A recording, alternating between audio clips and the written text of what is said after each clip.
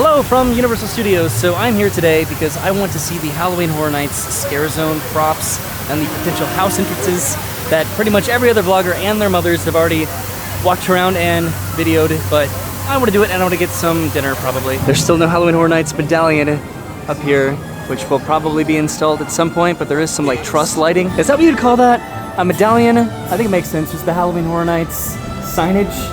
Just the giant sign that they put over here underneath the arch.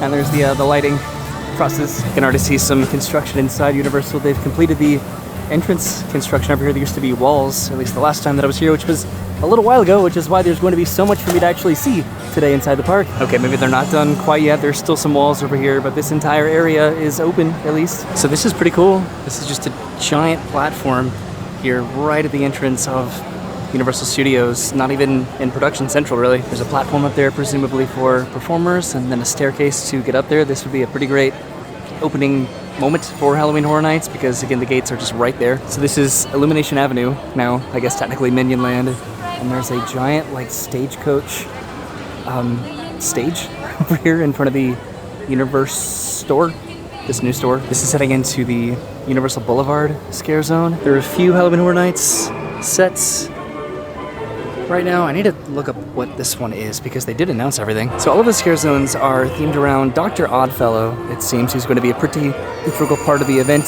this year, but this is the Dark Zodiac scare zone. So I have all of the descriptions of the scare zones, but I think I'll wait to talk about those until I'm actually back at the event so it'll make a little bit more contextual sense. I'm over by Cafe La Bamba right now because it is open and I am considering maybe having some dinner here. So I think that'll come back, but this is the Jungle of Doom Expedition Horror scare zone. This one thematically looks incredibly cool. This massive stage over here. This is probably used for some sort of a scare, as well as this. A good amount of places to hide behind. Oh, there's a plane. A lot of different props on either side here. It looks like from this particular plane. I think it's like a parachute maybe up there. And then, oh, I saw these on social media, these bats up here. This is a plane, I think. Right? Yeah, definitely. It's the tail of a plane. And then just a bunch more cargo and bats. I'm sure there's plenty more to be added to this scare zone over the weeks ahead. These boo holes, if that's what you want to call these, are reminiscent of like teepees, sort of.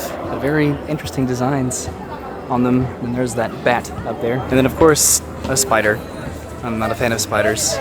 Is anyone a fan of spiders? This is a little bit sad. Back over here, the walls are just all the way out now, just completely covering Kids on Pizza. At least I think so. Can you go back over here at all? Where are they gonna put all the booths for Halloween Horror Nights? Okay, walking back over here out of curiosity. This is off of the main path, but there's like a little pathway that people have been walking regardless.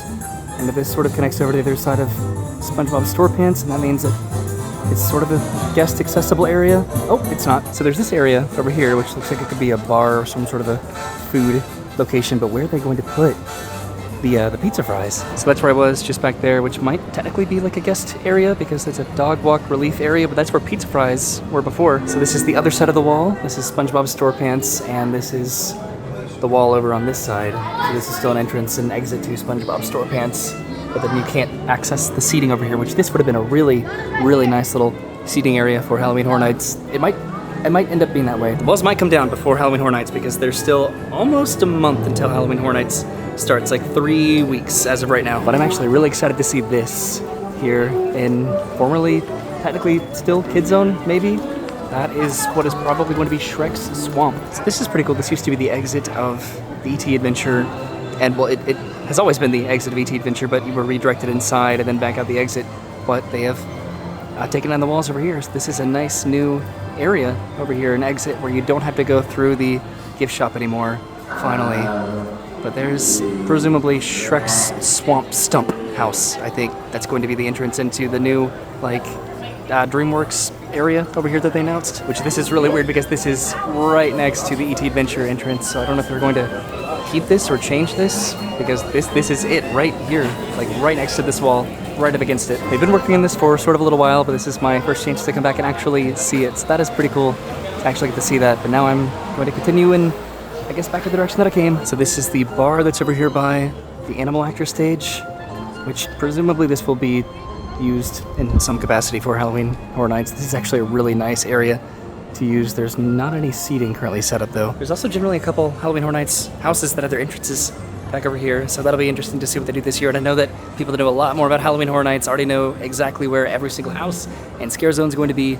The scare zones, it's pretty obvious, I think, but the houses, I don't know. So I'm heading through Springfield now, I think, to go over to the other Halloween Horror Nights scare zones. I think on my way back around, I'll see where I end up having dinner tonight. I don't know. I thought about going to Krusty Burger or just Fast Food Boulevard in general to maybe get some dinner tonight, but I have not been over to Cafe La Bamba. I think really I want to make it over to the New York scare zone. That's always probably my favorite scare zone generally because it's just so well done. This area in front of the Simpsons ride is finally done. There are no more walls over here and it looks pretty good. So I'm gonna cross this bridge now to the scare zone that's going to be over here in San Francisco. So I've walked through the Hollywood Boulevard scare zone and then the Central Park scare zone. And there's a food booth over here. I might miss some of these today, and I'm sure that plenty of these are going to be set up over the coming weeks, as well as more additions again to the various scare zones. There are some additions to Diagon Alley that I think I showed the last time that I was here. I showed some of them. There's some lighting over here implying some sort of a bar is probably going to be put up, and then some truss lighting up here, so this might be a little bit more than a bar. This is sort of involved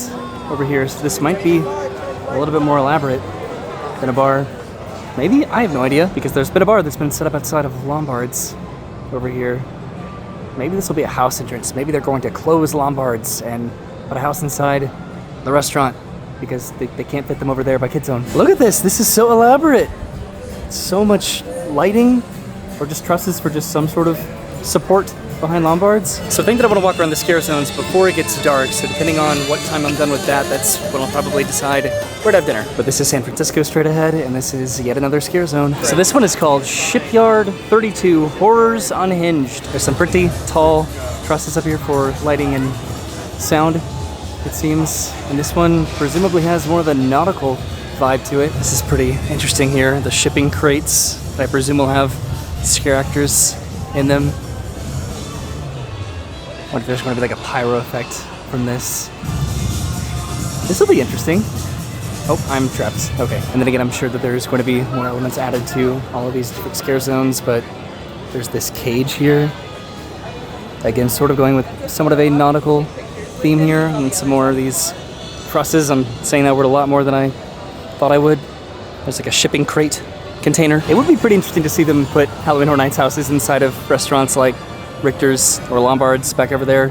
And it's really not the space issue back over by Kid Zone, it's more just trying to get people back there. This looks pretty familiar over here. I think I've gotten something at this booth maybe very recently. So I'm heading into New York now. Starbucks is still currently closed and back over by Cafe La Bamba, but this is going to be a pretty exciting scare zone over here, or at least I presume so, because it's been pretty popular in previous years when they've done similar themes. Really quickly, I wanted to come over to Sting Alley because they did have sort of a food booth back over here last year, but it does not look like they have one this year for Halloween Horror Nights. The ground is very uneven. But back here in New York, this is the Vamp 69 Summer of Blood scare zone. Nothing over here in this street, but there's an entire psychedelic bus over here, school bus. This is directly across from the Mummy, and this is just really cool. There's some cracks in the windows. I do wonder if potentially scare actors will be utilizing this. I know that I would if I was a scare zone scare actor, just to be able to run inside and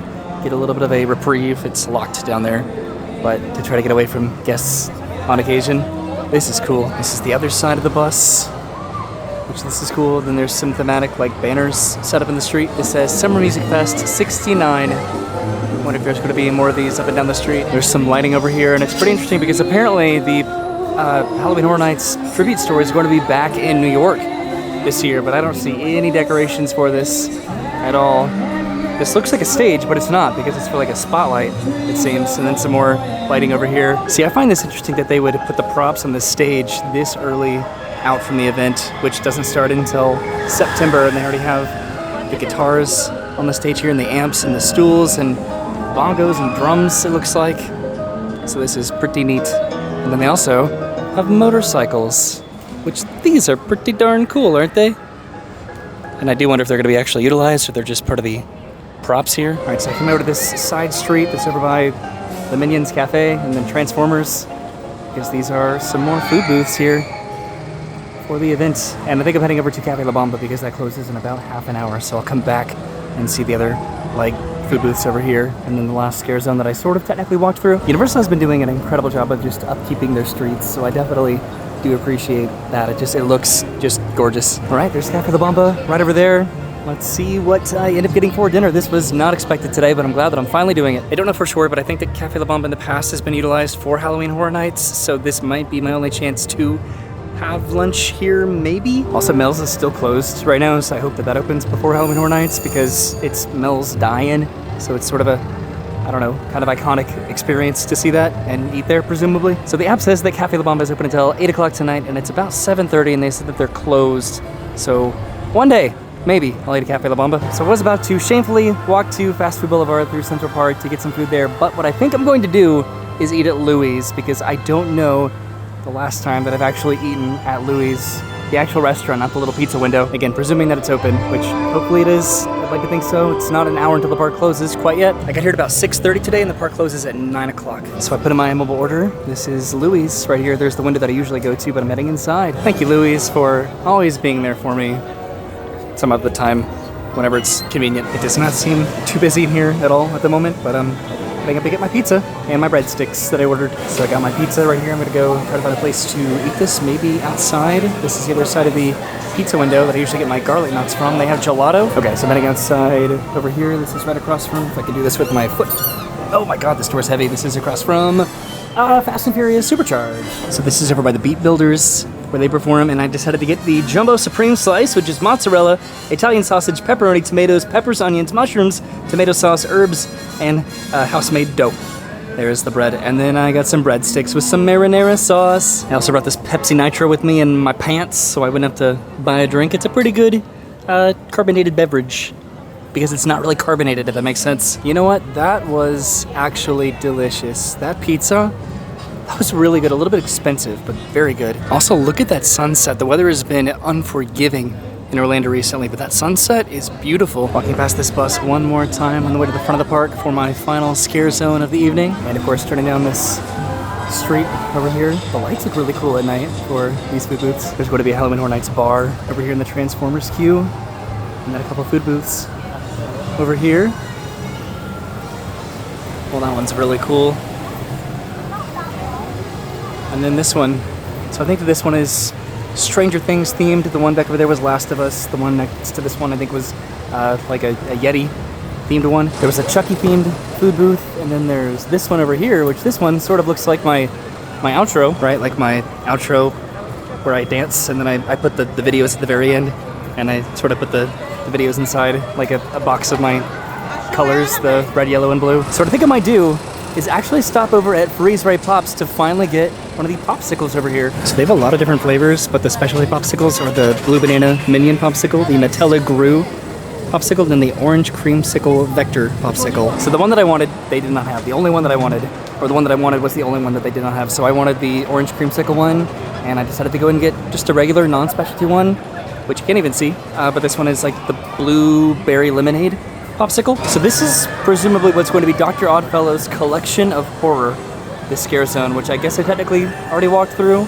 walking underneath that truss setup over there, that stage. So it's interesting because this is normally the scare zone over here, and there really is not a lot of construction at all. So unless they do a considerable amount of construction over here by the entrance, this is going to be a pretty minimalistic scare zone, I think. Also, it's definitely dark right now, but I wanted to go all the way down to the very end of this queue. This used to be an entrance and exit into the park, but I don't think it's been utilized in a long time. But I wanted to walk over here for the memories because this used to be Nickelodeon Studios. And this is the line for Rip Ride Rocket, which is still pretty lengthy. I just think that this is pretty cool. There's one of the ride vehicles up there. There it is. Nickelodeon Studios, which used to be, well, I guess turned into Blue Man Group, which is now nothing at all.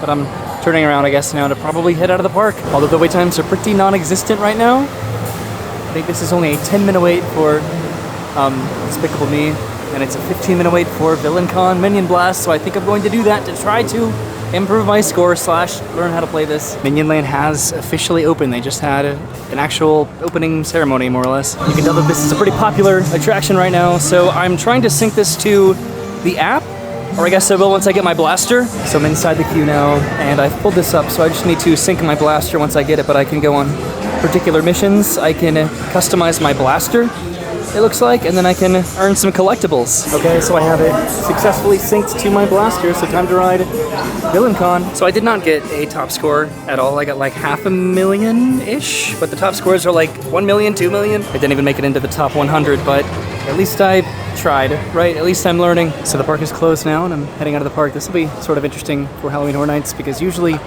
sometimes you can try to avoid scare zones, but when it's this close to the entrance, maybe not. Hopefully these walls will be down by the time that Horror Nights starts too. That'll be sort of inconvenient. I don't know the next time that I'm going to be coming to Universal, but Halloween Horror Nights is almost here. So thank you for coming with me to Universal today, just to really look at the Halloween Horror Nights scare zones. I'm a little bit behind on this sort of an experience at Universal in terms of just walking around and getting familiarized with the event. I don't tend to really want to do those consistent updates or speculation or just excitement or presumption about where scare zones or houses are going to be. I just like to go to the event. I don't know when I'm going to be going to it this year. I don't think opening day. I don't really know yet, but I guess we'll see. I'm excited for Halloween Horror Nights. Thanks for watching. I'll see you soon. Have a great day, and goodbye.